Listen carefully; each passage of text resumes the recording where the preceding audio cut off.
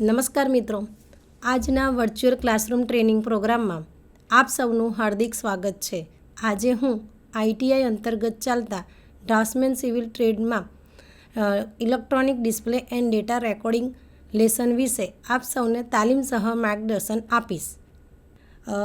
આજનું આપણો લેસન છે electronic display and data recording.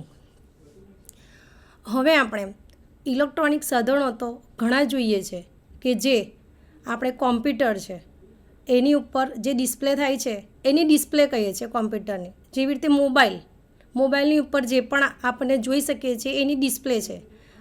તેવી રીતે આપણે ટીવી દરેક જણ જોઈ છે તેની ઉપર જે પણ આપણે જોઈએ છીએ તેની ડિસ્પ્લે છે.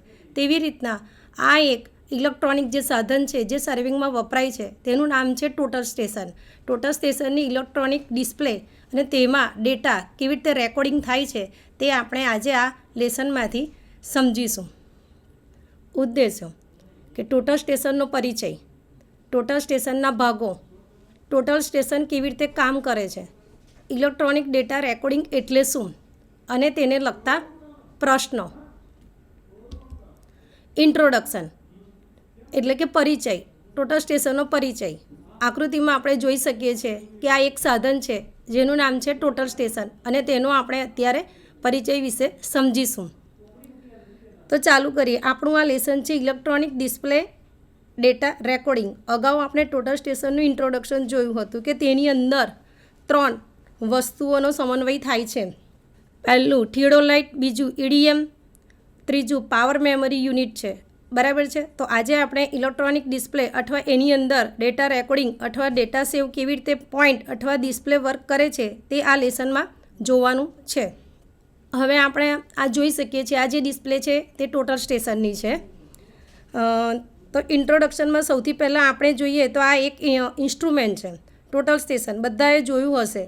ઇન્ટ્રોડક્શનમાં આપણે જોઈએ તો આની અંદર ઇન્સ્ટ્રુમેન્ટ બધાથી અલગ અલગ હોય છે. નિકોનનું, સોકિયાનું થોડું ઘણું ડિસ્પ્લે અને ઇન્સ્ટ્રુમેન્ટમાં થોડું ઘણું વેરિએશન આવતું હોય છે, પણ બાકીના બધા ફંક્શન્સ હોય છે તે સેમ હોય છે. આની અંદર તમે જોઈ શકો છો કે એક હેન્ડલ ઉપર છે, તેને કેરી હેન્ડલ તરીકે તેનો ઉપયોગ કરીએ છીએ. એક જગ્યાએથી બીજી જગ્યાએ ફિક્સ કરી શકીએ છીએ અથવા મૂકી શકીએ છીએ. ત્યાર પછી આલીડેડ છે. આલીડેડનો ઉપયોગ ઉપરથી પ્રિઝમ કે રેન્જિંગ રોડ હોય તેને બાયસેક કરવા માટે ખાસ કરીને ઉપરનો પોઈન્ટ આપેલો છે. ખાસ કરીને બાયસેક કરી શકો છો. ત્યાર પછી આઈપીસ છે, ત્યાંથી જોવાનું છે, રીડિંગ લેવાનું છે. ત્યાર પછી વર્ટિકલ ક્લેમ્પ અથવા સ્લો મોશન નોબ આપેલો છે. તેની અંદરથી આપણે જ્યારે ધીમે ધીમે પ્રિઝમની બાજુમાં ક્રોસે લાવવાની હોય ત્યારે વર્ટિકલ ક્લેમ્પ સ્ક્રૂનો ઉપયોગ કરી શકો છો. ત્યાર પછી આખી કંટ્રોલ પેનલ એટલે કે ડિજિટલ ડિસ્પ્લે આપેલી છે. તે આપણા લેસનનું મેઇન ડિજિટલ ડિસ્પ્લે. આની અંદર કેવું છે કે ઘણી વખતે ટોટલ સ્ટેશનની અંદર ટચ ડિસ્પ્લે આપેલી હોય છે અને ઘણી વખતે કીપેડ સાથે આપેલા હોય છે.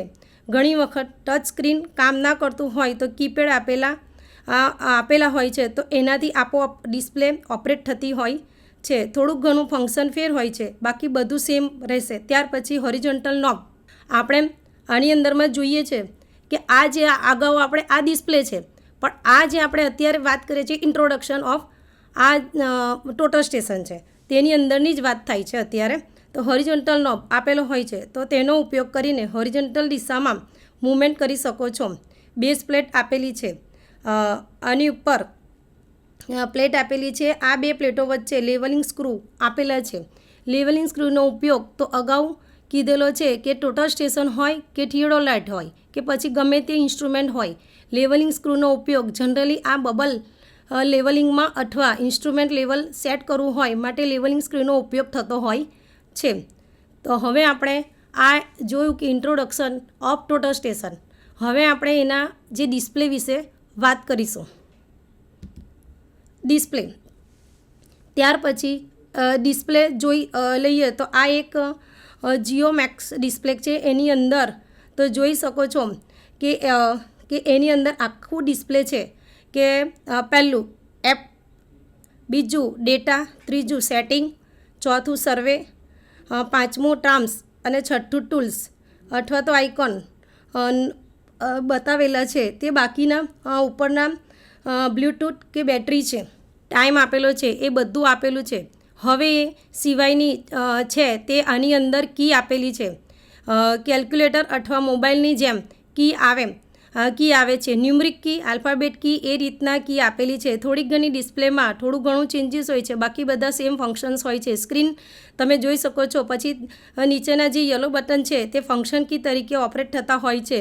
પહેલું એસ્કેપ છે, બીજું ફંક્શન છે, ત્રીજું એન્ટરનું બટન છે. ત્યાર પછી એક બહુ મોટું બટન છે, આમાં 4 બાજુ એરો કરેલા છે અને આપણે કર્સર કી તરીકે ઓળખીએ છીએ. ગમે તે વસ્તુ ગમે તે આઇકોન પર જતી હોય એના એક નંબરમાંથી બીજા નંબર પર કર્સર ચેન્જ કરવા માટે જે મોટું બટન છે તેમાં ઉપયોગ કરી શકીએ છીએ. ઓન અથવા તો ઓફનું રેડ કલર બટન આપેલું છે, એનાથી ઓન અને ઓફ કરી શકીએ છીએ. ત્યાર પછી સોફ્ટ કી આપેલી છે, F1, F2, F3 અને F4. આનો ઉપયોગ કરીને અલગ અલગ ફંક્શન કરી શકો છો. જનરલી સૌથી પહેલાં ગમે ત્યારે તમે જોબ નવો સ્ટાર્ટ કરો ત્યારે તમે જોબ ચાલુ કરી તેમાં નામ પણ રાખી શકો છો અને નંબર પણ આપી શકો છો. એટલા માટે આની અંદર 1 થી 9 નંબર અને 0 નંબર આપેલા છે. એ સિવાયના ABCD પણ આપેલી છે. એનાથી તમે તમારું નામ અને સર્વેનું નામ છે, પ્લોટ નંબર છે, કેટલામું સ્ટેશન છે, એ વગેરે વગેરે તમે ડેટા ફિલ કરી શકો છો. હા, આપણે હવે આ ટોટલ સ્ટેશનની ડિસ્પ્લે જોઈ. હવે આપણે પ્રિઝમ આ આકૃતિમાં જોઈ શકીએ છીએ કે આ એક પ્રિઝમ છે અને ત્યાર પછી આપણે ઇન્સ્ટ્રુમેન્ટ છે તે આ પ્રિઝમ છે અને એની બીજી સાઈડમાં છે તે પ્રિઝમ પોલ અથવા તો પ્રિઝમ સ્ટિક. તેની અંદર આખું પ્રિઝમ ફિટ કરેલું હોય છે. જેટલા સર્વે સ્ટેશન છે એટલા સર્વે સ્ટેશન પર પ્રિઝમ લઈને એક જગ્યાએ રાખવાના હોય છે. ત્યાર પછી મેઇન ટોટલ સ્ટેશન ઉપર એન્જિનિયર અથવા સર્વે જે ઊભો હોય એ લોકો સામેના પ્રિઝમ પર ટાંકીને રીડિંગ કલેક્ટ કરે છે. આકૃતિમાં જોઈ શકીએ છીએ કે આ એક ટ્રીપોડનું સાધન છે. ત્યાર પછી આ ટ્રીપોડને બધાનો ખ્યાલ છે કે ટોટલ સ્ટેશન હોય, થિયોડોલાઇટ હોય કે પછી લેવલ મશીન હોય, બધામાં ટ્રીપોડ સેમ રહે છે. આપણે આ ફિગરમાં જોઈ શકીએ છીએ કે ટોટલ સ્ટેશન કેવી રીતે કામ કરે છે તે આપણે આ જોઈશું. જો આની અંદર એક ડ્રોઈંગ તમે જોઈ શકો છો કે સામેની બાજુ પ્રિઝમ આપેલો છે. પ્રિઝમની એક પર્ટિક્યુલર હાઇટ ફિક્સ કરેલી છે, તો આ રિફ્લેક્ટર હાઇટ ફિક્સ કરે છે અને ત્યાર પછી એક જગ્યાએ ટોટલ સ્ટેશન રાખેલું છે ઘોડી પર, એની પણ ઇન્સ્ટ્રુમેન્ટ હાઇટ તરીકે ફિક્સ કરેલી છે અને બેની વચ્ચેનું હોરિઝોન્ટલ ડિસ્ટન્સ છે. અહીંયા HZ છે હોરિઝોન્ટલ એંગલ અને VA એ વર્ટિકલ એંગલ મેઝર કરશે. બે એંગલ આની અંદર છે તે બે એંગલ મેઝર કરશે અને આખું હોરિઝોન્ટલ ડિસ્ટન્સ છે તે આખું કોમ્પ્યુટરની અંદર સેવ અથવા ટોટલ સ્ટેશનનું મેમરી યુનિટ છે તેની અંદર ડેટા રેકોર્ડિંગ સેવ થઈ જશે. તો આ વર્ક કેવી રીતે કરે છે? તો સૌથી પહેલાં કીધું કે સેટિંગ એટલે કે ઘોડી પર ટોટલ સ્ટેશન ચાલુ કરો. ત્યાર પછી હોરિઝોન્ટલ અને વર્ટિકલ લોક હોય છે. તે હોરિઝોન્ટલ અને વર્ટિકલ લોક ખોલી દેવાના હોય છે. કેટલાક ટોટલ સ્ટેશનમાં ખૂણાઓની માપણી શરૂ કરતાં પહેલાં ટેલિસ્કોપને હોરિઝોન્ટલ સર્કલ વર્ટિકલ સર્કલમાં 360 ડિગ્રી ઉપર ઘુમાવવું પડતું હોય છે.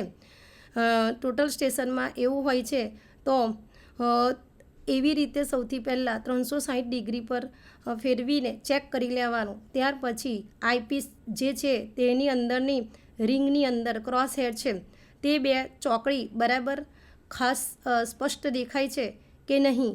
જો ના દેખાતી હોય તો સ્પષ્ટ દેખાય તે રીતે સેટ કરી લેવાનું. ત્યાર પછી છે બે ખૂણાઓનું માપ.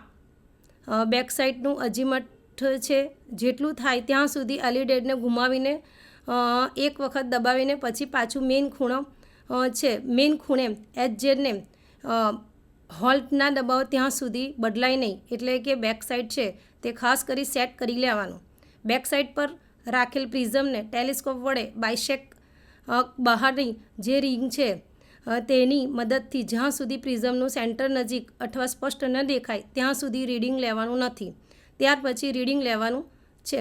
હવે ટોટલ સ્ટેશનની અંદર ID બેક સાઈડની જરૂર હોય છે. તો રેફરન્સ પોઈન્ટ 2 કે 3 આંકનો તમે નાખી શકો છો. 101, 102 કે 103 એ 3-4 જાણીતા રેફરન્સ પોઈન્ટ હોય છે, તે તમે નાખી શકો છો. હવે આની અંદર સ્ટેશન માટેની ઇનપુટ જેવા પેરામીટર હોય, જેવા કે HI કે હાઇટ ઓફ ઇન્સ્ટ્રુમેન્ટ પહેલેથી ડિફોલ્ટ નાખી દેવાની રહે છે. ત્યાર પછી અજીમેટ છે, નર્થિંગ છે, ઇસ્ટિંગ છે, રેડિયસ લેવલ છે, એ એપ્રોક્સિમેટ અંદાજિત નાખવાના હોય છે. નોર્થિંગ ઇસ્ટિંગ અંદાજિત નાખી આની અંદર આવનાર રીડિંગ છે તે ઋણ એટલે કે માઇનસમાં ન આવે, એટલે કે 1000ની અંદરમાં નાખી દેવાના. પછી ટાર્ગેટની ઊંચાઈ આપી હોય એટલે કે સેટ કરી છે. પછી પ્રિઝમ તરીકેનું પોઈન્ટ છે એ પાછું ચેક કરી લો. પછી ડિસ્ટન્સ કેલ્ક્યુલેશન કીની મદદથી બેક સાઇડનું પાછું માપ લો. ટોટલ સ્ટેશનની LCD ડિસ્પ્લે ઉપરથી હોરિઝોન્ટલ એંગલ અને વર્ટિકલ એંગલ આ બધું છે. પછી સ્લોપ છે તેમજ નોર્થિંગ ઇસ્ટિંગ આ બધું છે તે વગેરે ફિલ્ડ બુકની અંદર ઓટોમેટિક સેવ થતું હોય છે. એની અંદર આપણે ડેટા રેકોર્ડિંગ અથવા તો ડેટા એન્ટ્રી કરી છે. હવે ગમે ત્યારે તમારે ટોટલ સ્ટેશનનો યુઝ કરતા હોય, નવું સર્વે કરતા હોય ત્યારે ન્યૂ જોબ અથવા એક્ઝિસ્ટિંગ જોબ છે એ ખાસ કરીને ધ્યાન રાખવાનું. નવું સર્વે કરતા હોય ત્યારે ન્યૂ જોબ માટે અને એની અંદર જવાનું અને ન્યૂ જોબ શરૂ કરવાનું હોય છે. અથવા તો જૂનું સર્વે કરતા હોય તો એની અંદર એક્ઝિસ્ટિંગ જોબ છે એને ઓપન કરીને તમારે એની અંદર આખું સર્વે કરવાનું થાય છે. હવે ફિલ્ડ બુક છે એ ઇલેક્ટ્રોનિક ડિસ્પ્લેની અંદર રેકોર્ડિંગ તમે કેવી રીતે કરી શકો છો, ફિલ્ડ બુક કરી શકો છો તે આપણે જોઈએ. ફિલ્ડ બુક રેકોર્ડ કરવી એ જનરલી આપણે જોઈએ કે ચેન અને ટેપની સાથે સાથે નિભાવતા જતા હતા. આની અંદર ઓટોમેટિક ડેટા એન્ટ્રી થતી હોય છે. તો આની અંદર ફિલ્ડ બુક એન્ટ્રી કરતી વખતે ખાસ ધ્યાન આપવાનું હોય છે કે સ્થળ એટલે કે જે જગ્યાએ પ્લેસ છે, સર્વે સ્ટેશન છે તેનું સ્થળ, તારીખ અને સમય ખાસ નોંધવાનું હોય છે. સર્વેયરનું નામ અથવા એન્જિનિયરનું નામ પણ તમે એની અંદર ડેટા એન્ટ્રી કરી શકો છો. ત્યાર પછી તાપમાન છે, વાતાવરણનું દબાણ છે એ પણ એની અંદર દેખાડતા હોય છે. તેનું પણ નોંધવું હોય તો રેકોર્ડ રાખી શકો છો. ત્યાર પછી સ્ટેશનના યામો મેં કીધું તે પ્રમાણે કે નોર્થિંગ ઇસ્ટિંગ છે એ પણ ખાસ કરીને નાખવાના હોય છે. GPS સાથે હોય તો GPSની મદદથી નોર્થિંગ ઇસ્ટિંગ રીડિંગ લઈને તેના યામો નાખી શકો છો. ત્યાર પછી ઉપકરણની ઊંચાઈ એટલે કે હાઇટ ઓફ ઇન્સ્ટ્રુમેન્ટ એ પણ ખાસ કરીને નાખવાના હોય છે. ઇન્સ્ટ્રુમેન્ટની ઊંચાઈ માપીને બરાબર નાખવાની હોય છે. ત્યાર પછી બેકસાઇડના યામો જેવા કે સ્લોપ ડિસ્ટન્સ છે, વર્ટિકલ એંગલ છે, હોરિઝોન્ટલ એંગલ છે, હાઇટ રિફ્રેક્ટર છે, GPSના રીડિંગ છે, એ બધું એની અંદર ડેટા એન્ટ્રી કરી દેવાનું છે. ત્યાર પછી સાઇટનો સ્કેચ જે આપેલો હોય અથવા તો અન્ય ઓબ્જેક્ટનો સ્કેચ હોય એ ખાસ કરીને ડ્રો થઈ ગયો હોય ત્યાર પછી સેવ કરી દેવાનો હોય છે. ઘણી ડિસ્પ્લેમાં જોશો અથવા સર્વે કરીશું તો તેમાં ઓટોમેટિક સ્કેચ તૈયાર થતું હોય છે. તો જે કાંઈ પોઈન્ટ લો એ નંબરમાં અથવા ડ્રોઈંગમાં દેખાતું હોય તો તેને ખાસ સેવ કરી નાખો. પછી છેલ્લા બેક સાઇડના યામો ખાસ કરીને તમારે એની અંદર સેવ કરી નાખવાના છે. ત્યાર પછી રેડિયલ શૂટિંગ થાય. બરાબર, રેડિયલ શૂટિંગની અંદર કેવું હોય કે એક ઇન્સ્ટ્રુમેન્ટને એક સ્ટેશન પછી શક્ય હોય તેટલા ઓબ્જેક્ટ માપવામાં આવે, બરાબર, તો તેને રેડિયલ શૂટિંગ કહેવામાં આવે. એટલે કે ફોર એક્ઝામ્પલ એક જગ્યાએ મોટો એરિયા છે, એની અંદર જાણીતી જગ્યા છે, જે જગ્યાથી બધા રીડિંગ છે તમારે આવરી શકાય એ જગ્યા પર ટોટલ સ્ટેશન રાખીને ત્યાં સુધી બને ત્યાં સુધી એકની એક જગ્યા પર બને ત્યાં સુધી મેક્ઝિમમ પોઈન્ટ કવર થાય એટલે કે ID નંબર સાથે રેકોર્ડ રાખવામાં આવે છે. અને વારાફરતી જેટલા પણ પોઈન્ટ હોય એટલા પોઈન્ટ પર તમારે અનુકૂળતાએ રિફ્લેક્ટ કરીને આખું રીડિંગ અથવા ડેટા રેકોર્ડ તમારે કરવાનું આવે છે. ખાસ કરીને જે વિશાળ વિસ્તાર હોય ત્યાં 4 થી 5 મીટરની એરિએશનની જરૂર પડતી હોય છે. અને માપણી વખતે ખાસ બેકસાઇડનું માપ છે એ નિયમિત ચેક કરતા રહેવું જોઈએ. લગભગ 50 પોઈન્ટની માપણી પછી પાછું ફરીથી બેકસાઇડનું માપ પાછું ચેક કરી લેવું જોઈએ, કારણ કે ઘણી વખત કેવું થાય છે કે ફિક્સિંગ કરતી વખતે સ્ક્રૂ હોય છે તે લૂઝ થઈ ગયા હોય છે, અથવા તો ઘોડીમાં ઘણી વખત નોર્મલથી 1 પોઈન્ટ હોય છે પછી હલી જતો હોય છે, અથવા ઘણી વખતે માણસોની અવરજવરથી જમીનની અંદર થોડીક ઘણી ધ્રુજારી આવવાથી થોડો પાયો ઊંચો થઈ ગયો હોય, તેનું આપણે ખાસ ચેક કરી લેવું જોઈએ, જેથી કરીને ટોટલ સ્ટેશનનું રીડિંગ ચેન્જ ના આવે. બરાબર, તો આટલું કરીને જ જેટલા પણ પોઈન્ટ છે એના પર પોઈન્ટ ઉપર રીડિંગ લઈને આખું ડેટા સેવ કરી નાખવા જોઈએ.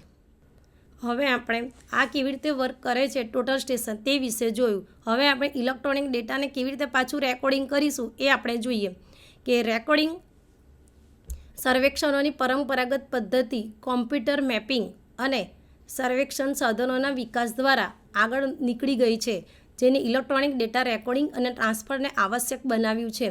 નીચે ઇલેક્ટ્રોનિક રીતે ડેટા રેકોર્ડ કરવાની કેટલીક પદ્ધતિઓ છે. ડેટા રેકોર્ડર્સ આ કોઈ ચોક્કસ સાધનને સમર્પિત છે અને સર્વેક્ષણ અવલોકનો સંગ્રહ અને પ્રક્રિયા કરી શકે છે. આને ઇલેક્ટ્રોનિક ફિલ્ડ બુક તરીકે પણ ઓળખવામાં આવે છે. તેઓ સોલિડ સ્ટેટ ટેકનોલોજીનો ઉપયોગ કરે છે, જે તેમને પોકેટ કેલ્ક્યુલેટરના કદના ઉપકરણમાં મોટી માત્રામાં ડેટા સ્ટોર કરવા સક્ષમ બનાવે છે. ક્ષેત્ર કોમ્પ્યુટર્સ આ હેન્ડહેલ્ડ કોમ્પ્યુટરો છે જે ડેટા સંગ્રહના સર્વેક્ષણ માટે અનુકૂળ છે.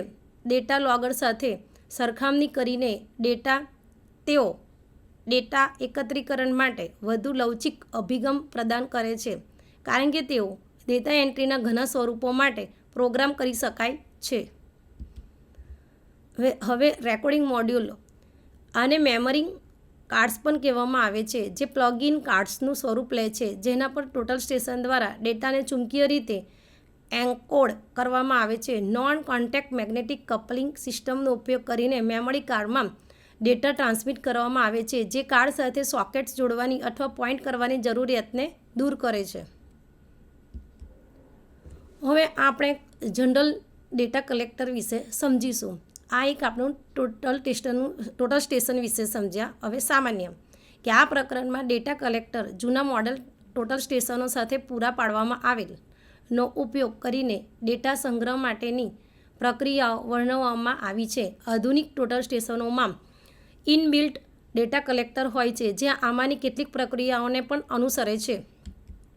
આ પ્રક્રિયાના પ્રથમ પગલામાં ટોટલ સ્ટેશનનો ઉપયોગ કરીને ખાઈના અંતર સાથે ક્ષેત્ર સર્વેક્ષણ ઊભી અને આડી ખૂણાઓ માપવામાં આવે છે. કોણ અને અંતર ડેટા કલેક્ટરમાં બિંદુ નંબર અને વર્ણન સાથે સંગ્રહિત થાય છે. સર્વેક્ષણ ડેટા પછી ડેટા પ્રોસેસિંગ અને ફિલ્ડ ડેટા સ્ટોરેજ માટે કેબલ કનેક્શન દ્વારા માઇક્રો કોમ્પ્યુટરમાં ટ્રાન્સફર કરવામાં આવે છે. માઇક્રો કોમ્પ્યુટર કાં તો ઓફિસમાં ડેસ્કટોપ સિસ્ટમ છે અથવા તો લેપટોપ મોડેલ છે, જેનો સાઇટ પર ઉપયોગ કરી શકાય છે. પછી ડેટાને માઇક્રો કોમ્પ્યુટરમાં પ્રોસેસ કરીને કોઓર્ડિનેટ ફાઇલ બનાવવામાં આવે છે, જેમાં point number, point code, XYZ coordinate value અને પોઈન્ટ ડિસ્ક્રિપ્ટર હોય છે. એકવાર ડેટા વર્કસ્ટેશન પર આવી જાય પછી તેને CAD પ્રોગ્રામમાં ઉપયોગ કરવા માટે ગ્રાફિક્સ ડિઝાઇન ફાઇલમાં રૂપાંતરિત કરવામાં આવે છે, જેમ કે માઇક્રો સ્ટેશન અથવા AutoCAD ફાઇલોને ઇન્ટરગ્રાફ ડિઝાઇન ફાઇલોમાં. પોઈન્ટ કોડના આધારે દરેક પોઈન્ટને લેબલ, સિમ્બોલ અને લીટીની વ્યાખ્યાઓ સોંપવામાં આવી છે. પ્રોગ્રામ ડેટાને દ્વિપરિમાણીય 2D અથવા ત્રિપરિમાણીય 3D ડિઝાઇન ફાઇલમાં પરિવર્તિત કરી શકે છે. 3D ફાઇલનો ઉપયોગ ડિજિટલ ટેરેન મોડેલ DTM બનાવવા માટે થાય છે, જેનો ઉપયોગ રૂપરેખા બનાવવા માટે થાય છે. પરિણામી ટોપોગ્રાફિક ડેટા પછી સમીક્ષા માટે પ્લોટ કરવામાં આવે છે. નોંધોનું અંતિમ સંપાદન અને ઉમેરણ પૂર્ણ થાય છે, જે ડિજિટલ ફોર્મેટમાં અથવા પ્લોટેડ નકશા તરીકે ટોપોગ્રાફિક ડેટા આપે છે. સર્વેક્ષણ ડેટા એકત્રિત કરતી વખતે મૂંઝવણ ટાળવા માટે સમાન કાર્યકારી પ્રક્રિયાઓની જરૂર છે. નકશો બનાવવામાં મૂંઝવણ અટકાવવા માટે યોગ્ય ક્ષેત્ર પ્રક્રિયાઓનો ઉપયોગ જરૂરી છે. અર્થપૂર્ણ પેટર્નમાં સર્વેક્ષણના મુદ્દાઓનો સંગ્રહ નકશાની વિશેષતાઓને ઓળખવામાં મદદ કરે છે. હવે સામાન્ય ડેટા કલેક્ટરની કાર્યાત્મક આવશ્યકતાઓ. ફરી સામાન્ય ડેટા કલેક્ટરની કાર્યાત્મક આવશ્યકતાઓ. ટોટલ સ્ટેશન સાથે મોંજણી કરવામાં ફિલ્ડ નોટ એક મહત્વપૂર્ણ પરિબળ છે. કેટલાક સર્વેક્ષકોને ફિલ્ડ નોટ્સ રાખવાની જરૂર પડે છે જ્યારે અન્ય ફિલ્ડ નોટ્સ બદલવા માટે ડેટા કલેક્ટરનો ઉપયોગ કરે છે. ટોટલ સ્ટેશનો ફિલ્ડમાં જ કોઓર્ડિનેટની ગણતરી કરે છે અને તેમની પોતાની મેમરી અથવા ડેટા કલેક્ટરમાં સતત કોઓર્ડિનેટ્સ સ્ટોર કરી શકે છે. જો ફિલ્ડ નોટ્સ જરૂરી હોય તો ડેટા કલેક્ટરમાંથી ઓફિસ કોમ્પ્યુટરમાં ડેટાના ટ્રાન્સફરમાં માત્ર ચોક્કસ વસ્તુઓ ધ્યાનમાં લેવામાં આવે છે. આ પદ્ધતિનો ફાયદો એ છે કે ફિલ્ડ નોટ્સ પર ચેક કરવામાં આવે છે. મોટાભાગની ફિલ્ડ નોટ ભૂલો ટ્રાન્સક્રિપ્શન દ્વારા કરવામાં આવે છે. ઉદાહરણ તરીકે ફિલ્ડ બુકમાં 21ને બદલે 12 લખો. વ્યવહારમાં 4 પ્રકારની નોંધ રાખવામાં આવે છે. પહેલું સ્કેચ, બીજું ટેબ્યુલેશન, ત્રીજું વર્ણનો અને ચોથું આના સંયોજનો. સૌથી સામાન્ય પ્રકાર એ સંયોજન સ્વરૂપ છે, પરંતુ અનુભવી રેકોર્ડર હાથ પરના કામ માટે શ્રેષ્ઠ રીતે ફિટ થયેલ સંસ્કરણ પસંદ કરે છે. સંદર્ભ બિંદુનું સ્થાન સ્કેચ વિના ઓળખવું મુશ્કેલ હોઈ શકે છે, પરંતુ ઘણી વખત વર્ણનની થોડી લીટીઓ પૂરતી હોય છે. બેન્ચમાર્કમાં પણ વર્ણવેલ છે. નોંધમાં આ સિદ્ધાંત હંમેશા સુસંગત છે.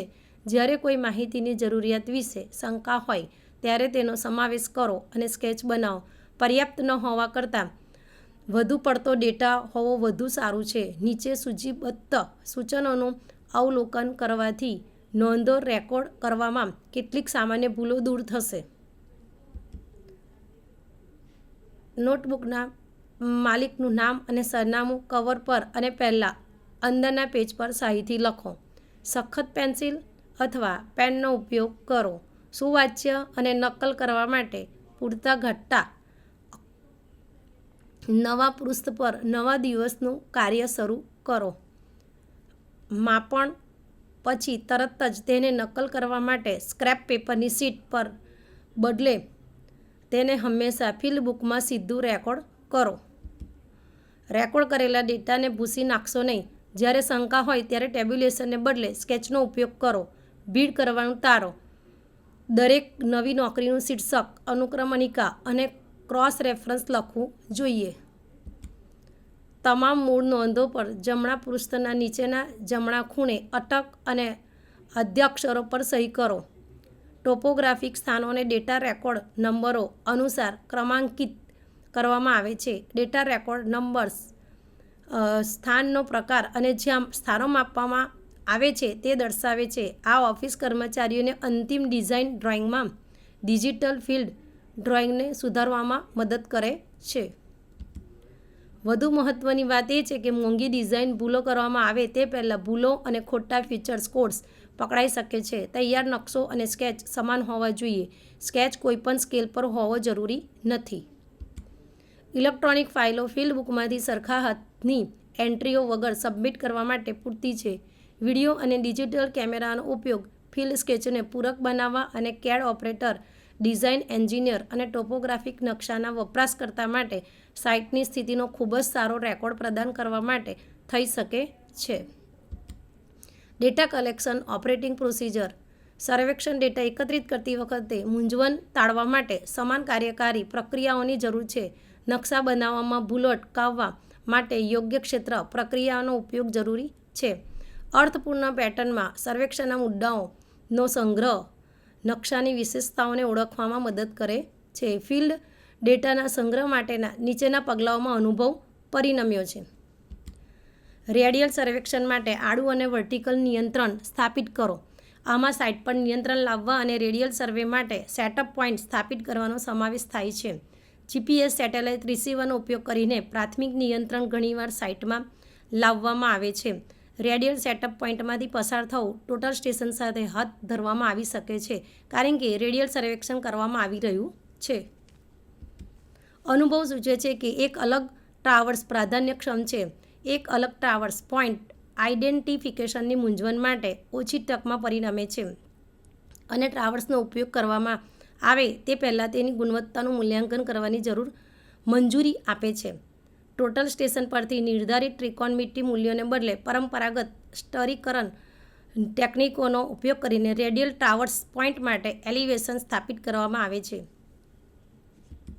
મેપિંગ માટેની માહિતી મેળવવા માટે રેડિયલ સર્વેક્ષણો કરો. ઉપર વર્ણવ્યા મુજબ સ્થાપિત નિયંત્રણ બિંદુઓ પર ટોટલ સ્ટેશન સેટ કરો.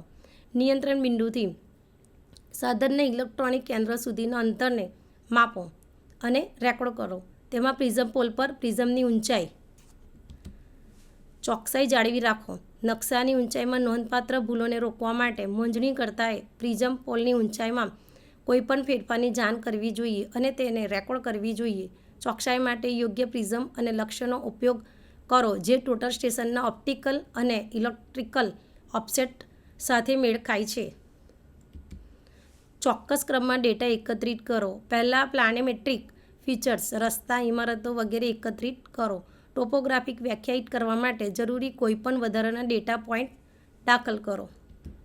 વિરામ રેખાઓ વ્યાખ્યાયિત કરો. દરેક પ્રક્ષેપ સમૂહ માટે પ્રક્ષેપ સ્થાપિત કરવા માટે રૂપરેખાને પ્રક્ષેપિત કરવાની પ્રક્રિયામાં વિરામ રેખાનો ઉપયોગ કરો. સમોચ્ચ પ્રક્ષેપ વિરામ રેખાઓ પાર કરશે નહીં. ધારો કે રસ્તાની કિનારીઓ અથવા સ્ટ્રીમ્સ જેવી સુવિધાઓ બ્રેક લાઇન છે, તેમને ફરીથી વ્યાખ્યાયિત કરવાની જરૂર નથી. પટ્ટાઓ, ઊભી ફોલ્ટ લાઇન્સ અને અન્ય સુવિધાઓની કોઈપણ વધારાની વ્યાખ્યા દાખલ કરો. પ્લાનેમેટ્રિક સુવિધાનો સ્કેચ દોરો. પ્લાનેમેટ્રિક સુવિધાઓનું સ્કેચ અથવા વિડીયો એ ફિલ્ડ ડેટાના યોગ્ય ડિસફરિંગ માટે આવશ્યક ઘટક છે. સ્કેચને સ્કેલ પર દોરવાની જરૂર નથી, પરંતુ તે પૂર્ણ હોવું જોઈએ. સ્કેચ CAD ઓપરેટરને મદદ કરે છે જે કદાચ ક્યારેય જોબ સાઇટ પર ગયા ન હોય. સ્કેચ તપાસીને ફીચર કોડ્સ સાચા છે તેની પુષ્ટિ કરવામાં મદદ કરે છે. એક વિગતવાર સ્કેચ ડિઝાઇન એન્જિનિયર માટે મહત્વપૂર્ણ છે. વિગતવાર સ્કેચનો ઉપયોગ લાંબી ચર્ચા કર્યા વિના સીધી જ એન્જિનિયરને જટિલ માહિતી પહોંચાડવા માટે કરી શકાય છે. પરચુરણ વર્ણનાત્મક નોંધો ડિઝાઇન ફાઇલમાં પાછળથી ઉમેરવા માટે સ્કેચ પર પણ બતાવી શકાય છે. આ નોંધો સામાન્ય રીતે સ્પષ્ટ હોય છે અને જ્યારે ડેટા કલેક્ટરમાં દાખલ કરવામાં આવે છે ત્યારે સ્કેચ પર બતાવવામાં આવે ત્યારે વધુ માહિતી આપે છે. ક્રમમાં પોઈન્ટ મેળવો. જો પોઈન્ટ અનુક્રમમાં મેળવવામાં આવે તો CAD પ્રોગ્રામમાં ભાષાંતર પોઈન્ટને જોડશે કે જેમાં લિનિયર ફીચર્સ જેમ કે રોડની કિનારી સાથે સંકળાયેલા કોડ હોય. ઉદાહરણ તરીકે મોજણીકર્તાએ એક સેટઅપ પર અંતરાલોમાં શોર્ટ આપીને રસ્તાની ધારને વ્યાખ્યાયિત કરવી જોઈએ. અન્ય પોઈન્ટ કોડ જેમ કે નેચરલ ગ્રાઉન્ડ ક્રમને તોડી નાખશે અને અનુગામી CAD ફાઇલ પર લાઇનની રચનાને અટકાવશે. મોજણીકર્તાએ પછી રસ્તાની વિરુદ્ધની ધાર મેળવવી જોઈએ. અન્ય પોઈન્ટ કોડ જેમ કે નેચરલ ગ્રાઉન્ડ ક્રમને તોડી નાખશે અને અનુગામી CAD ફાઇલ પર લાઇનની રચનાને અટકાવશે. મોજણીકર્તાએ પછી રસ્તાની વિરુદ્ધની ધાર મેળવવી જોઈએ. યોગ્ય સંગ્રહ ટેકનિકોનો ઉપયોગ કરો. પ્લાનિમેટ્રિક સુવિધાઓ એકત્રિત કરવા માટે યોગ્ય ટેકનિકોનો ઉપયોગ કરીને CAD ડિઝાઇન ફાઇલમાં આમાંની ઘણી સુવિધાઓની સ્વચાલિત વ્યાખ્યા આપી શકાય છે. આ મૂળભૂત ચિત્ર ઓપરેશન ઓરિએન્ટેશનમાં મદદ કરે છે અને નકશા પર લક્ષણોને સરળ રીતે પૂર્ણ કરવામાં પરિણમે છે. એકત્રિત ડેટાના વિશ્લેષણ દરમિયાન અયોગ્ય ટેકનિકો ઓફિસ કર્મચારીઓ માટે સમસ્યા ઊભી કરી શકે છે. કયા પોઈન્ટ મેળવવાના છે અને તે કયા ક્રમમાં ભેગા થાય છે તે નક્કી કરવા માટે સર્વેયર દ્વારા કરવામાં આવતી કામગીરી નિર્ણાયક છે. પક્ષના વડા વારંવાર આ કાર્ય કરે છે. ઓફિસ પ્રક્રિયાઓમાં ક્રોસ તાલીમ ફિલ્ડ કર્મચારીઓને યોગ્ય ક્ષેત્ર ટેકનિકોની વધુ સારી સમજ આપે છે. મોટાભાગના ક્રૂ દરરોજ 250થી 400 માપન કરશે અને રેકોર્ડ કરશે. આમાં કોઈપણ નોંધો સામેલ છે જે માપવામાં આવતી હતી તે વ્યાખ્યાયિત કરવા માટે સિસ્ટમમાં મૂકવી આવશ્યક છે. ઉત્પાદકતાના ધોરણોની સ્થાપનમાં શીખવાની કર્વ સામેલ છે. સામાન્ય રીતે એક ક્રૂને તેમના સાધનો અને કોડિંગ સિસ્ટમ સાથે પૂરતો આત્મવિશ્વાસ મેળવવા માટે 5થી 6 પ્રોજેક્ટ લે છે અને સિસ્ટમ સંભવિત સુધી પહોંચવાનું શરૂ કરે છે. જ્યારે માપનનું સામાન્ય અંતર 50 ફૂટ કરતાં ઓછું હોય ત્યારે બે વ્યક્તિનો ટુકડી સૌથી વધુ કાર્યક્ષમ હોય છે. આ અંતરમાં કામ કરતી વખતે સળિયાવાળા વ્યક્તિ તે સમય દરમિયાન આગલું લક્ષ્ય પ્રાપ્ત કરી શકે છે. જ્યારે તેને માપન પૂર્ણ કરવામાં અને ઇનપુટ કરવામાં ઇન્સ્ટ્રુમેન્ટ ઓપરેટરને લાગે છે. ડેટા કલેક્ટર માટે કોડ્સ. ઇન્સ્ટ્રુમેન્ટ ઓપરેટર સામાન્ય રીતે લક્ષ્યને જોવામાં અને માપને રેકોર્ડ કરવામાં લગભગ 20 સેકન્ડ અને માપને કોડિંગ કરવા માટે અન્ય 5 થી 10 સેકન્ડનો ખર્ચ કરે છે. જ્યારે માપનું સામાન્ય અંતર 50 ફૂટ કરતાં વધી જાય ત્યારે બીજી સળિયાવાળી વ્યક્તિ રાખવાથી ઉત્પાદકતામાં વધારો થશે. જ્યારે ઇન્સ્ટ્રુમેન્ટ ઓપરેટર અન્ય માપન કોડિંગ ક્રમ શરૂ કરવા માટે તૈયાર હોય ત્યારે બીજી સળિયા વ્યક્તિ ક્રૂને માપન માટે લક્ષ્ય ઉપલબ્ધ કરાવવાની મંજૂરી આપે છે. એકવાર માપન પૂર્ણ થઈ જાય પછી સળિયાવાળા વ્યક્તિ આગલા શોટ પર જઈ શકે છે અને જ્યારે સળિયા લોકો આગળ વધી રહ્યા હોય ત્યારે ઇન્સ્ટ્રુમેન્ટ ઓપરેટર માપને કોડ કરી શકે છે. જો તે ચાલનું અંતર 50 ફૂટ કે તેથી વધુ હોય તો સાધન નિષ્ક્રિય રહેશે. જો તમારી પાસે માત્ર એક સળિયાવાળી વ્યક્તિ હોય, ડેટા સંગ્રહ, માપન અને અન્ય માહિતી વાંચવા અને રેકોર્ડ કરવાની જરૂરિયાતને દૂર કરીને ફિલ્ડ વર્કની ઝડપમાં જબરજસ્ત વધારો પ્રદાન કરે છે. ડેટા કલેક્શન અને પ્રોસેસિંગ માટે ફિલ્ડ ક્રૂની જવાબદારી. ડેટા સંગ્રહ અને પ્રક્રિયા માટે ફિલ્ડ ક્રૂની જવાબદારીઓમાં નીચેનાનો સમાવેશ થાય છે. ફાઇલ ટ્રાન્સફર કરતાં પહેલાં કાચા ડેટાની બેકઅપ કોપી બનાવો. એકવાર ફાઇલ ટ્રાન્સફર સફળતાપૂર્વક પૂર્ણ થઈ જાય પછી ડેટા કલેક્ટરનો ડેટા કાઢી શકાય છે. ફોર્મેટ કરેલ ડેટાની નકલ છાપો અને તેને ફિલ્ડ નોંધો સામે તપાસો. ફિલ્ડ નોંધો અને સામે ડેટાનું ફિલ્ડ ઇનપુટ તપાસો. ખાસ કરીને ઇન્સ્ટ્રુમેન્ટ્સ સ્થાનો, અઝીમથ, ટુ બેક સાઇટ અને બેન્ચમાર્કની ઊંચાઈ તપાસો. કોઈપણ માહિતી માટે ડેટા પર સ્કેન કરો જે વ્યવસ્થિત નથી. ડેટા સંપાદિત કરો. ક્ષેત્રમાં ચિહ્નિત કરવામાં આવેલ કોઈપણ માહિતીને ભૂલથી દૂર કરો. સિસ્ટમમાં કોઈપણ સંપાદનો નિવેશ કાઢી નાખવા. તે બનાવવા માટે જવાબદાર વ્યક્તિ અને તે ક્યારે કરવામાં આવ્યા હતા તેનો રેકોર્ડ બનાવો. નિયંત્રણ ડેટા પર પ્રક્રિયા કરો. ક્ષેત્રમાં એકત્રિત કરવામાં આવેલ ડેટાનો ટૂંકો અહેવાલ તૈયાર કરો. આપેલ એલિવેશન એ ગણતરી કરેલ એલિવેશન છે અને પાછળના સ્થળો અને અગમચેતીના કોઓર્ડિનેટ્સ સાચા છે તેની ખાતરી કરવા માટે બેન્ચમાર્ક એલિવેશન તપાસો. ફિલ્ડ દ્વારા સારો ડેટા પૂરો પાડવામાં આવે છે તેની ખાતરી કરવા માટે ખાતરી કરો કે ફિલ્ડ ક્રૂ ઉપયોગમાં લેવાતી સ્વયંસંચાલિત પ્રક્રિયાઓને સંપૂર્ણપણે સમજે છે અને તેઓ યોગ્ય રીતે ડેટા એકત્ર કરવાની કાળજી લે છે. ફિલ્ડ ક્રૂ માટે થોડા વધારાના શોટ્સ મેળવવું ખૂબ જ સરળ અને વધુ ઉત્પાદક છે, જ્યાં તેઓ જાણે છે કે સારો કોન્ટૂર નકશો બનાવવામાં મુશ્કેલી પડશે. તેના કરતાં ઓફિસમાં રહેલા લોકો માટે તે નક્કી કરવામાં આવે છે કે ચોક્કસ શોટ્સ ક્યાં લેવા જોઈએ અને ઉમેરવા જોઈએ.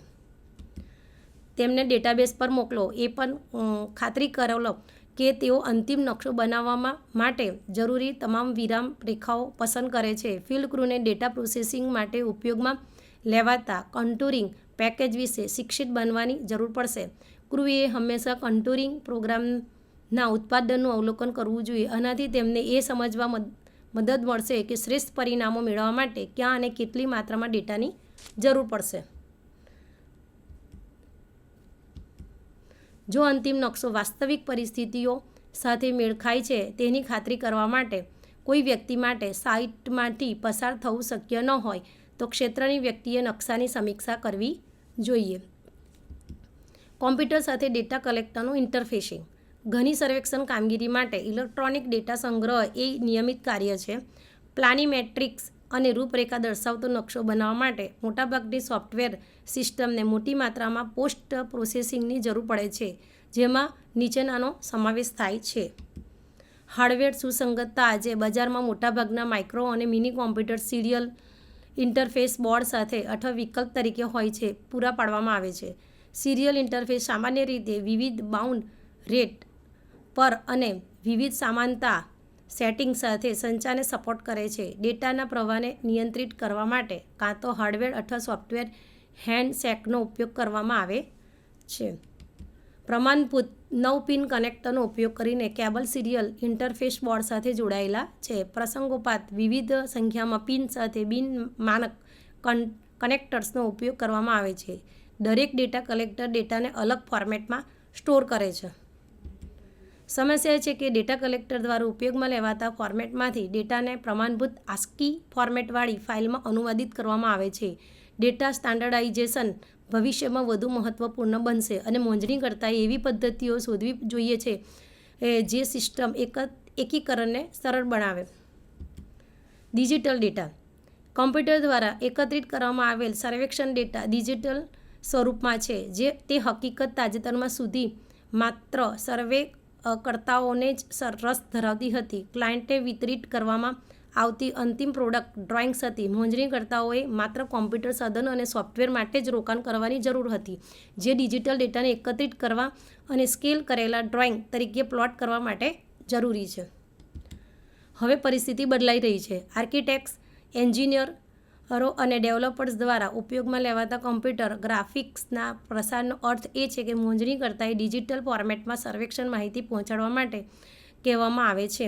જરૂરી પણ છે. આ માંગણીઓ તે લોકો માટે કાંટાળી ટેકનિક સમસ્યાઓ ઊભી કરી શકે છે જેઓ તેમની કોમ્પ્યુટર સિસ્ટમ હસ્તગત કરતી વખતે આ ઘટનાને ધ્યાનમાં લેતા નથી. ડિજિટલ ડેટા ડિલિવરીની તકનીકી વિગતો તૈયાર કરવા માટેનો સમય અને ખર્ચ એ લોકો માટે પ્રતિબંધિત હોઈ શકે છે જેઓ પોતાને સર્વેયર તરીકે માને છે.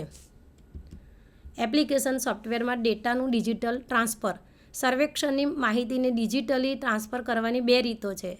આંકડાકીય માહિતી તરીકે અથવા ગ્રાફિક ફાઇલો તરીકે. મોંજણીદાર દૃષ્ટિકોણથી પ્રથમ સરળ છે. તે ટેક્સ્ટ ફાઇલથી શરૂ થાય છે. એક પ્રકારનો ડેટા કે જે વર્ડ પ્રોસેસરનો ઉપયોગ કરીને ઉત્પન્ન કરી શકાય છે. ટેક્સ્ટ ફાઇલો કમ્પ્યુટર્સ વચ્ચે સ્થાનાંતરિત કરવા માટે સૌથી સરળ છે.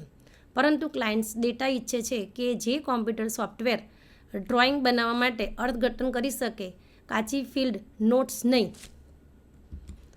જો સર્વેક્ષણ સોફ્ટવેર ટેક્સ્ટ ફાઇલમાં યોગ્ય માહિતીના આઉટપુટની પરવાનગી આપે છે તો તે માહિતીને ફરીથી ફોર્મેટ કરવું સૌથી ખરાબ રીતે એક નાનું પ્રોગ્રામિંગ કાર્ય છે અને તે ફક્ત વર્ડ પ્રોસેસિંગ પેકેજની વૈશ્વિક રિપ્લેસમેન્ટ સુવિધા દ્વારા શક્ય છે. જો કે સર્વેક્ષણકર્તાઓ કે જેઓ ટેક્સ્ટ ફાઇલોને સંપાદિત કરવા માટે વર્ડ પ્રોસેસરનો ઉપયોગ કરે છે. મોટાભાગની CAD સિસ્ટમોને તેમની ચોક્કસ સિસ્ટમ સાથે સુસંગત ડિજિટલ ડિલિવરી અને ગ્રાફિક્સ ફાઇલોની જરૂર હોય છે. આ એક વધુ સમસ્યારૂપ વિનંતી છે કારણ કે દરેક CAD સિસ્ટમમાં અનન્ય અને માલિકીનું ગ્રાફિક ડેટા ફોર્મેટ હોય છે. આનો અર્થ છે ઉદાહરણ તરીકે AutoCADમાં ઉત્પાદિત ગ્રાફિક ડેટા અમુક પ્રકારના મધ્યસ્થી અનુવાદ વિના ઇન્ટરગ્રાફ સિસ્ટમ પર લોડ કરી શકાતો નથી. ગ્રાફિક ડેટા અનુવાદને 2 રીતે હેન્ડલ કરી શકાય છે: સીધા અનુવાદ દ્વારા અથવા તટસ્થ ફોર્મેટ દ્વારા. ડાયરેક્ટ ટ્રાન્સલેટર એ કોમ્પ્યુટર પ્રોગ્રામ છે જે એક ચોક્કસ CAD સિસ્ટમના ફોર્મેટમાં ગ્રાફિક ડેટા વાંચે છે અને બીજી CAD સિસ્ટમના ફોર્મેટમાં સમાન ગ્રાફિક માહિતીને આઉટપુટ કરે છે. જો કે અનુવાદ કરવા માટે સામાન્ય રીતે સૌથી ઝડપી અને સૌથી નિરર્થક રીત છે. તે ઘણીવાર સૌથી મોંઘી હોય છે. ડાયરેક્ટ ટ્રાન્સલેશન પ્રોગ્રામ ફક્ત 2 ચોક્કસ સિસ્ટમો વચ્ચેના અનુવાદની સમસ્યાને સંબોધિત કરે છે. તેથી સર્વેયરના ક્લાયન્ટની સુસંગતતાની જરૂરિયાતોને પૂર્ણ કરતા ડેટા પ્રદાન કરવા માટે કેટલાક અલગ અલગ અનુવાદ પ્રોગ્રામ્સ જરૂરી હોઈ શકે છે. કારણ કે તમામ CAD વિક્રેતાઓ તેમના ડેટા ફોર્મેટને માલિકનું નામ માને છે. આ પ્રક્રિયામાં સામાન્ય રીતે એવા પ્રોગ્રામરોની જરૂર પડે છે જેઓ અનુવાદ સોફ્ટવેર લખવા માટે બંને CAD સિસ્ટમોથી ગાઢ રીતે પરિચિત હોય.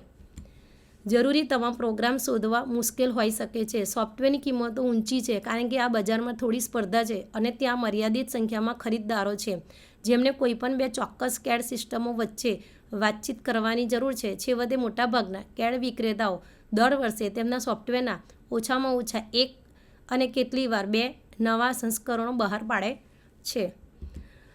ઘણી રિલીઝમાં ગ્રાફિક ડેટા ફોર્મેટમાં ફેરફારનો સમાવેશ થાય છે. તેથી ડાયરેક્ટ ટ્રાન્સલેશન સોફ્ટવેરનું આયુષ્ય 1 વર્ષથી પણ ઓછું હોઈ શકે છે. વપરાશકર્તાઓ સોફ્ટવેર જાળવી કરાર ખરીદી શકે છે. હાર્ડવેર જાળવણીની જેમ આ સામાન્ય રીતે વપરાશકર્તાઓને ખાતરી આપવા માટે માસિક ફી વસૂલ કરે છે કે જ્યારે CAD સિસ્ટમ તેના ડેટા ફોર્મેટમાં ફેરફાર કરે છે ત્યારે સોફ્ટવેર અપગ્રેડ કરવામાં આવે છે. વપરાશકર્તાઓ દરેક અપડેટેડ વર્ઝન ઉપલબ્ધ થતાં જ ખરીદી શકે છે. ગ્રાફિક ડેટા અનુવાદનો સામનો કરવાની બીજી રીત તટસ્થ ફોર્મેટ અનુવાદકો દ્વારા છે. તટસ્થ ફોર્મેટ એ બિનમાલિકીનું ગ્રાફિક ડેટા ફોર્મેટ છે જેનો હેતુ CAD સિસ્ટમો વચ્ચે ગ્રાફિક માહિતીના ટ્રાન્સફરને સરળ બનાવવાનો છે. દસ્તાવેજીકરણ જાહેર જનતા માટે ઉપલબ્ધ કરવામાં આવે છે. આવું એક ફોર્મેટ પ્રારંભિક ગ્રાફિક એક્સચેન્જ સ્પેસિફિકેશન એ આંશી સ્ટાન્ડર્ડ છે અને દસ્તાવેજીકરણ વોશિંગ્ટનમાં નેશનલ ટેકનિકલ ઇન્ફોર્મેશન સર્વિસ દ્વારા ઉપલબ્ધ છે. અન્ય તટસ્થ ફોર્મેટ ચોક્કસ CAD વિક્રેતાઓ દ્વારા તેમની સિસ્ટમો સાથે ડેટા વિનિમયની સુવિધાઓ માટે ડિઝાઇન કરવામાં આવ્યા છે. સૌથી વધુ ઉપયોગમાં લેવાતા બે છે AutoCAD ઓટોડેસ્કનું ડ્રોઈંગ ઇન્ટરચેન્જ ફોર્મેટ DXF અને ઇન્ટરગ્રાફનું સ્ટાન્ડર્ડ ઇન્ટરચેન્જ ફોર્મેટ SIF. થોડા વર્ષો પહેલાં સામાન્ય રીતે ઉપયોગમાં લેવાતું તટસ્થ ફોર્મેટ SIF હતું, પરંતુ DXF હવે વધુ સામાન્ય રીતે સ્વીકૃત જણાય છે, ખાસ કરીને PC આધારિત CAD વપરાશકર્તાઓમાં. તટસ્થ ફોર્મેટ અનુવાદ માટે બે પગલાંની જરૂર છે. સૌપ્રથમ ડેટા સર્જક આ કિસ્સામાં મોજણીદાર CAD સિસ્ટમના માલિકીના ફોર્મેટમાંથી ગ્રાફિક માહિતીને તટસ્થ ફોર્મેટમાં અનુવાદિત કરે છે. આ તે ફોર્મેટ છે જેમાં ક્લાયન્ટને ડેટા વિતરિત કરવામાં આવે છે. પછી ક્લાયન્ટને તટસ્થ ફોર્મેટમાંથી ડેટાને CAD સિસ્ટમના માલિકના ફોર્મેટમાં અનુવાદિત કરવો જોઈએ. આ અભિગમની એક મોટી સુવિધા એ છે કે તે પ્રત્યક્ષ અનુવાદ કરતાં ઓછામાં ઓછો બમણો સમય લે છે. મોટા સર્વેક્ષણ સાથે તે મોજણીકર્તા અને વપરાશકર્તાની સિસ્ટમ બંને પર સમય કાઢી શકે છે. બીજી સમસ્યા એ છે કે વપરાશકર્તાઓને તટસ્થ ફોર્મેટ અને તેમની CAD સિસ્ટમ વચ્ચે અનુવાદ પ્રોગ્રામ ખરીદવાની જરૂર પડી શકે છે જો વિક્રેતાઓ તેમને કોડ સોફ્ટવેર ખરીદીના ભાગરૂપે પ્રદાન કરતા નથી. છેલ્લે પ્રોગ્રામ્સ હંમેશા યોગ્ય રીતે એક્ઝિક્યુટ થતા નથી. આ સોફ્ટવેરમાં ભૂલ અથવા વપરાશકર્તાની ભૂલને કારણે હોઈ શકે છે. ભાષાંતર કાર્યક્રમો પ્રત્યક્ષ કે તટસ્થ ફોર્મેટ તેમાં અપવાદ નથી. તટસ્થ ફોર્મેટ અભિગમ સાથે વધારાની મુશ્કેલી એ છે કે નિષ્ફળતા ક્યાં આવી છે તે નિર્ધારિત કરવું મુશ્કેલ છે. સર્વેના અંતે અથવા વપરાશકર્તાના અંતે પરિસ્થિતિ ખાસ કરીને નિરાશાજનક હોય છે જ્યારે અસફળ અને ખર્ચાળ ગ્રાફિક ડેટા અનુવાદો સાથે પીડાદાયક અનુભવો ધરાવતા ક્લાયન્ટ તેમના CAD સિસ્ટમના ફોર્મેટમાં ડેટા વિતરિત કરવાની માંગ કરી શકે છે. દરરોજ નવી કોમ્પ્યુટર પ્રોડક્ટ્સ ઉપલબ્ધ કરવામાં આવી રહી છે. અત્યાધુનિક સોફ્ટવેર પેકેજમાં કાર્યક્ષમતાની ઉન્નત ડિગ્રી અને અનુવાદ ક્ષમતામાં તેમની મર્યાદાઓ વચ્ચે ઘણીવાર ટ્રેડ ઓફ હોય છે. જો સોફ્ટવેર પેકેજ ખરેખર અસાધારણ સાબિત થાય છે અને મોટી સંખ્યામાં વપરાશકર્તાઓ શોધે છે, તો અનુવાદ સોફ્ટવેર લગભગ ચોક્કસપણે અનુસરશે. જો સોફ્ટવેરમાં મર્યાદિત અપીલ છે, કાં તો તે અત્યંત વિશિષ્ટ હેતુનું છે અથવા કારણ કે તે સારી રીતે માર્કેટિંગ નથી, સુસંગતતા સમસ્યાઓ મોટે ભાગે ચાલુ રહેશે. ડિજિટલ ડેટા ડિલિવરેબલ માટેની વિનંતીઓ ચોક્કસપણે વધુ વારંવાર બનશે. હાલમાં નવી કોમ્પ્યુટર સિસ્ટમો જોઈ રહેલા અથવા અપગ્રેડની વિચારણા કરતા સર્વેયરોએ ડેટા એક્સચેન્જ ક્ષમતાને મુખ્ય માપદંડ બનાવવો જોઈએ.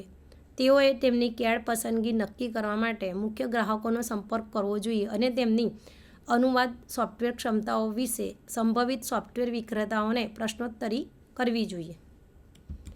જો જરૂરી અનુવાદ સોફ્ટવેર ઉપલબ્ધ છે પરંતુ ખૂબ ખર્ચાળ છે, તો વિક્રેતા અનુવાદ સેવાઓ પ્રદાન કરવા માટે સેવા બ્યુરોને ભલામણ કરી શકશે.